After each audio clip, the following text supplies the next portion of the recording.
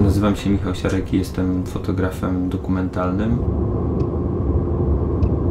ale im bardziej w to wszystko brnę, tym bardziej mam wrażenie, że chciałbym też być archeologiem, antropologiem, pilotem, marynarzem, survivalowcem, polarnikiem, leśnikiem, przyrodnikiem i rybakiem. Poruszać się w tych wszystkich polach, które gdzieś coraz częściej przemykają się w tych tematach, które mnie interesują jako twórcę.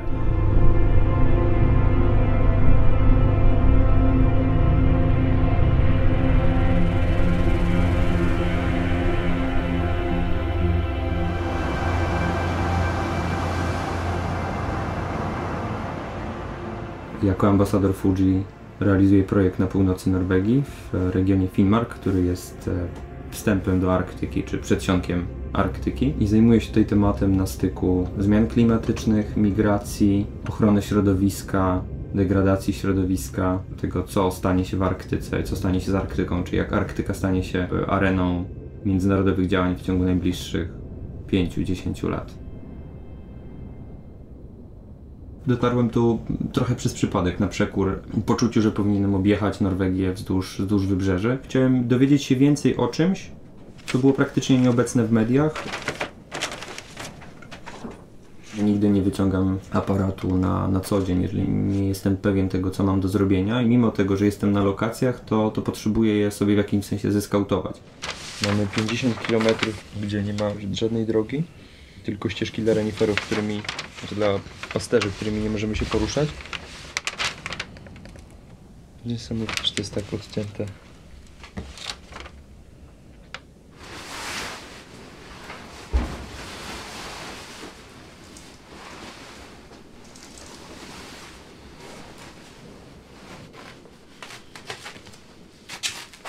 Większość to czekanie na światło, na ludzi, na zgodę, na znalezienie tematu, na to, żeby ktoś ci naprawił samochód i przymocował koła.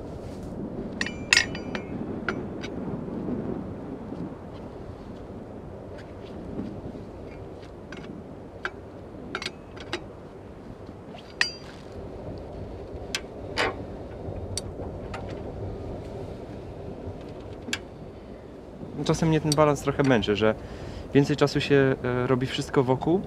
Jakoś się już z tym godzę. Chciałbym trochę więcej czasu robić te przyjemne rzeczy i żeby to wyglądało zajebiście na ekranie, ale wygląda tak. W sumie większość mojej roboty polega na użeraniu się z rzeczami, które nie działają.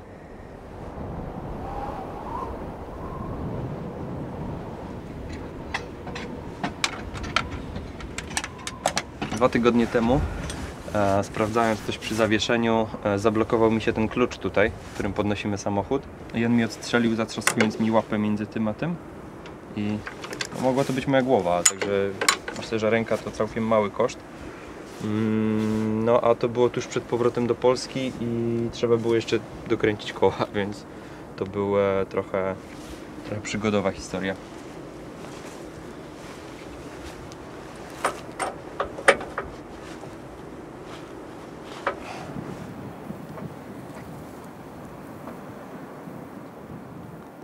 Miałem czas od maja, żeby researchować, żeby dojeżdżać do tych najmniejszych miejscowości, sprawdzać, pytać. Niektóre z tematów odpadły, czy niektóre z wątków jakby okazały się zupełnie fałszywym tropem, a niektóre przerosły najśmielsze oczekiwania tego, jak bardzo aktualne są te tematy i w jak dobrym miejscu znajduje się w właściwym czasie. Tak na przykład tutaj w Gamviku.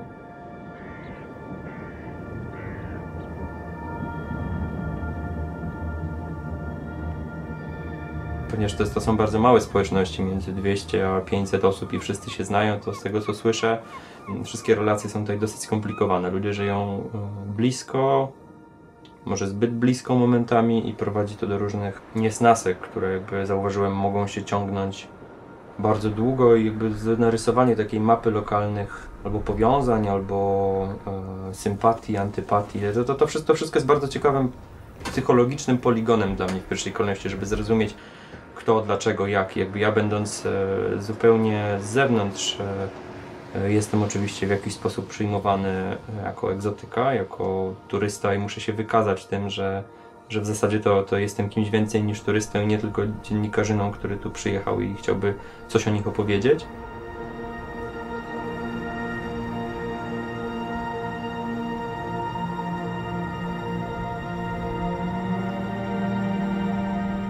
My name is Jan Erik Rånes. I am 66 years old and I live in this village, Gamvik. It was the love of a woman and the love of this region. I met my wife some years ago and then I ended up deciding to quit my job in Oslo and retire. We decided to make our home here in every way of the aspects. The main thing is that you are living here on the edge and it's the nature is deciding how to live.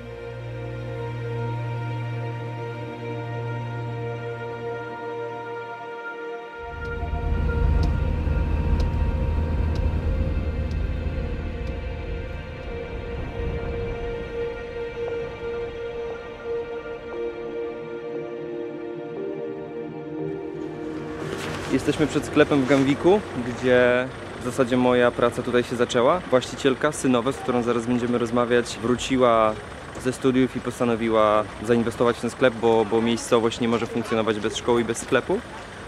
I jest to w zasadzie najbardziej wysunięty sklep na północy Europy.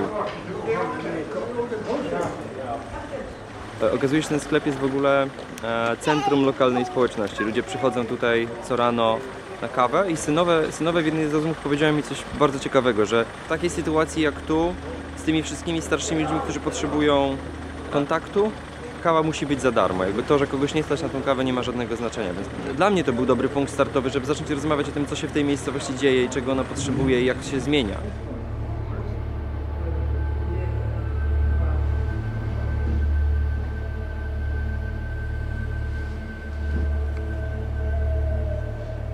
Człowiek zawsze jest elementem moich fotografii. Zawsze staram się, żeby w tych pejzażach był człowiek.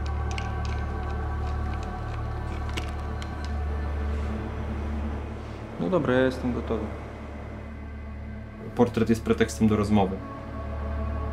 W tej sytuacji jakby ta kamera pomaga mi się zbliżyć do sytuacji, do bohatera.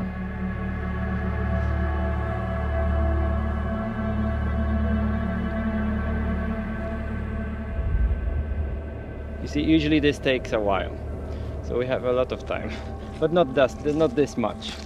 Sam w sobie nie czuję się jakoś specjalnie ani śmiały, ani nie przychodzi mi to łatwo, żeby po prostu wejść i tych ludzi o coś pytać. Jakby to nie tak, że oni mnie nie interesują, tylko ja czuję się z tym niezręcznie. Oni jako ludzie mnie bardzo interesują, ale uważam, że ta granica między moją obecnością a wchodzeniem w ich życie i opowiadaniem historii o tak hermetycznej grupie ludzi postawionej w tak ekstremalnych warunkach i tak ekstremalnych zmianach wymaga długiego podejścia.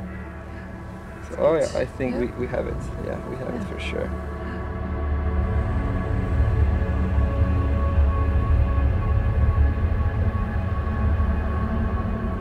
Myślę, że ten domek w ogóle nie jest na takiej wielkiej pustce, jak wam się wydaje, bo do najbliższego sąsiada mam z 500 metrów.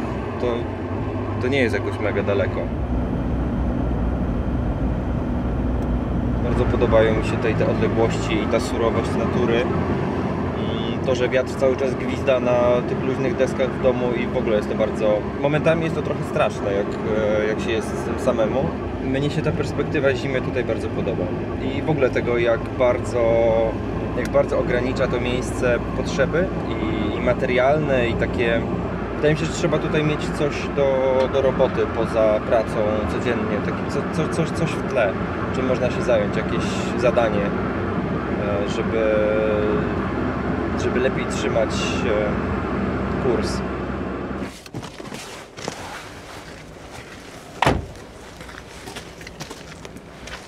O, słońce wychodzi.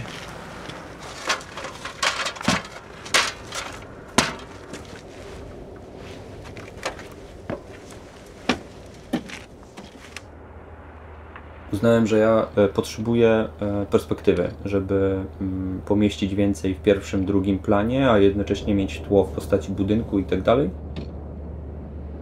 Taka pozycja sprawiła, że ja zacząłem fotografować bardzo, bardzo powoli.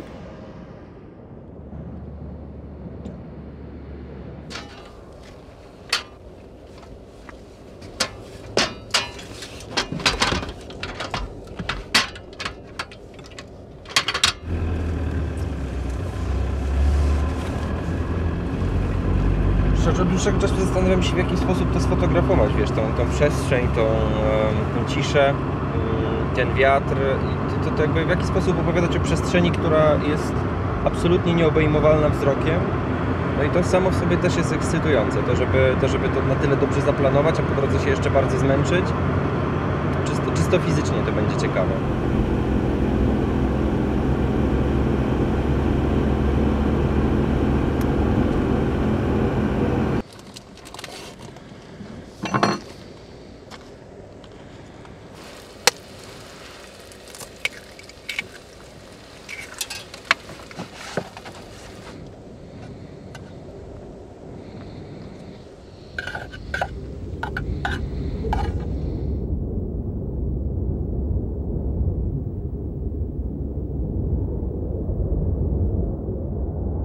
Wyczekując swoje sytuacje, jakby wyczekując światło, wyczekując idealne warunki i zmierzając do jakiegoś zdjęcia, które nazwałbym może trochę ikoniczne, takie, które jakby zawiera w sobie, jeśli nie całą historię, to na pewno jest historią samą w sobie.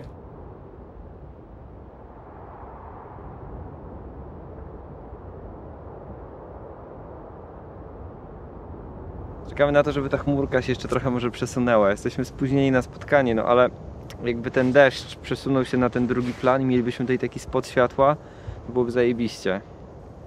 Jakaś jeszcze ciężaróweczka albo coś.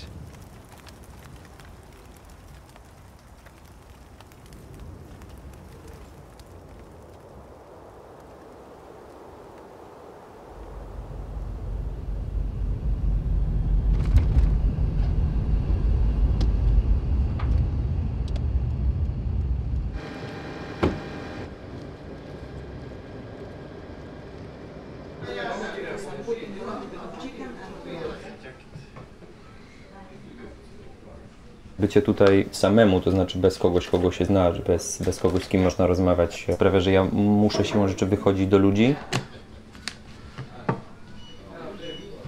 Więc zaprzyjaźniam się z lokalesami, więc wchodzę w jakieś nowe znajomości. I to też jest jakby część strategii, żeby codziennie się popychać o krok dalej, no bo jeżeli nie będę musiał do nich wychodzić, to pewnie po prostu nie będę. It's winter, your kids need clothes, you need clothes, you need to go at sea, you need to find out how to survive tomorrow. In Mecham there is no another way, just fishing. That day when Michał came to Lorden, my kitchen wasn't working. I had a problem with the water pipes, you know. And I saw a tourist was parking near Lorden. He came and I straight ahead shout in his face, "We are closed! Kitchen is closed!" Michał was like, "It's okay, I can just take a coffee if it's possible, you know." Michał maybe was very interesting in the story how to came and survive in a small place in the north of Norway, you know, without any backgrounds, without any savings, let's say. So, yeah, in this way.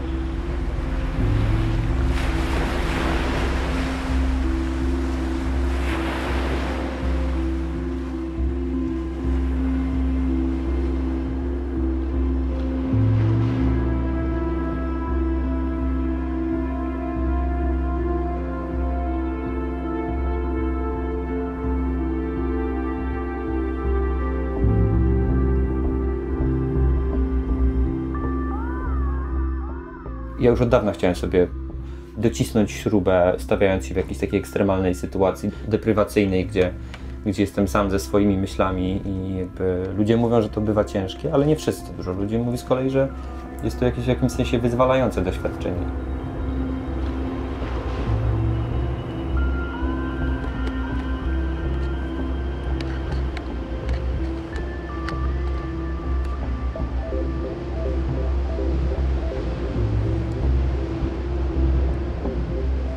Chyba nie obawiam się tego, że będę tutaj sam. Wręcz w jakimś sensie mnie to pociąga. Może jestem mało towarzyski.